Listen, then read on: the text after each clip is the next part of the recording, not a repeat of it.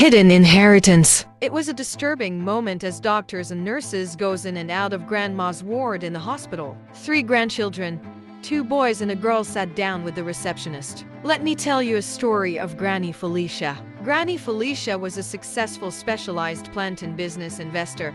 She had her last touch on her husband 8 years ago after Grandpa's burial. 2 years later after Grandpa's burial, she lost her only son and his wife in a terrible accident along Bongo Bridge while driving home on a long journey. Since then, Granny Felicia has been growing their 3 children all alone but surviving on the monetary wealth that Thomas, her son, had earlier drafted before the tragic incident occurred. At that time, his children, Rachel was 24, firstborn, Andrew was 22, first son, Williams was 20, last-born, were all obedient to Granny Felicia. Back to the hospital. Granny Felicia spent 2 weeks rest before she was finally discharged to go home with her grandchildren. The following day, Thomas' lawyer came to their home after he had received a call from Granny Felicia. She called him to read her son's wealth will to the hearing from his children. Lawyer Badmus reviewed the amount of wealth their dad had kept. The amount was 45,862,000 naira. He then read the will processes. Only Rachel was not happy. She was annoyed and felt disappointed.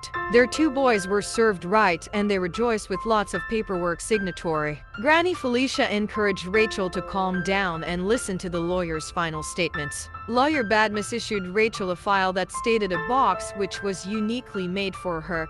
The box contains her part of their wealth, and the box was given to Granny Felicia. The boys stood up as soon as the lawyer walked out of the house and left Rachel with Granny Felicia to solve our puzzle. Rachel knelt down as she pleaded to her grandma to reveal where her box was kept.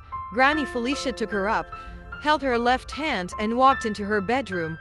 She sat on her bed and began to cough. She coughed and coughed until blood began to stream off her nose and mouth. Rachel ran to get water. When she returned with a cup of warm water, it was too late. Granny had slept to rest, met her laying lifeless. Rachel cried and wishes there could be a way to get her box, but there wasn't. What a sad year thereafter. A question for you. Was this destiny or WHAT? Based on true life.